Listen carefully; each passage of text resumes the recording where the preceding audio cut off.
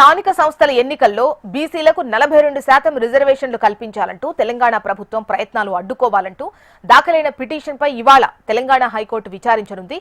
BC రిజర్వేషన్ల కోసం ప్రభుత్వం ప్రత్యేక జీవో ఇవ్వడం రాజ్యాంగ విరుద్ధమని మేడ్చల్ మల్కాజిగిరి జిల్లాకు చెందిన సామాజిక కార్యకర్త మాధవరెడ్డి, సిద్దిపేట జిల్లా చిన్నకొండూరుకు చెందిన జలపల్లి మల్లవ్వ హైకోర్టులో పిటిషన్ వేశారు. మొత్తం రిజర్వేషన్లు 50% మించకుండా ఉండేలా ఆదేశాలు జారీ చేయడంతో పాటు బీసీలకు 42% రిజర్వేషన్స్ ఇచ్చేందుకు ప్రభుత్వం చేస్తున్న ప్రయత్నాలను అడ్డుకోవాలని పిటిషనర్స్ కోరారు. ఇక తెలంగాణ పంచాయతీరాజ్ చట్టం 2018లోనూ రిజర్వేషన్లు 50% మించి ఇవ్వకుండా పరిమితి విధించారని, అదే విధానంతో పంచాయతీ ఎన్నికలు నిర్వహించేలా ప్రభుత్వానికి ఆదేశాలు జారీ చేయాలని కోరారు.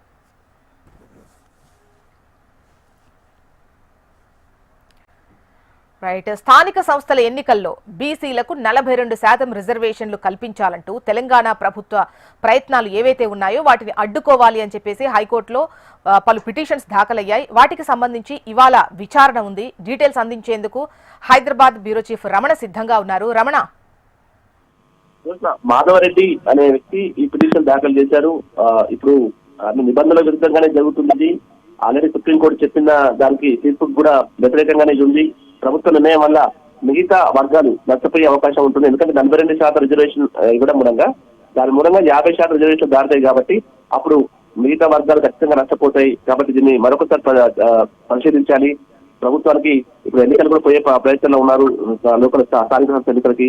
కాబట్టి ప్రభుత్వానికి ఖచ్చితంగా ఆదేశాలు ఇవ్వాలి, వీటిని నిలిపివేయాలంటూ కూడా స్పష్టమైన ఆదేశాలు ఇవ్వాలంటూ కూడా పిటిషనర్ తన పిటిషన్ లో పేర్కొన్నారు.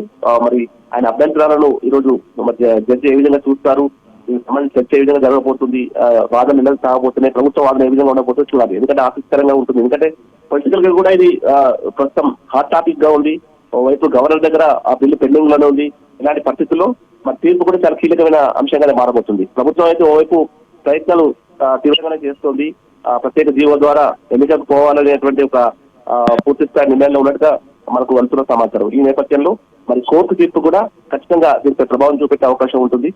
మరి ఎలాంటి తీర్పు ఇవ్వబోతుంది, ఎలాంటి వాదనలు సాగబోతున్న ఆసక్తి అయితే సర్వత్రా నెలకొంది. చూస్తా. రైట్ రమణ.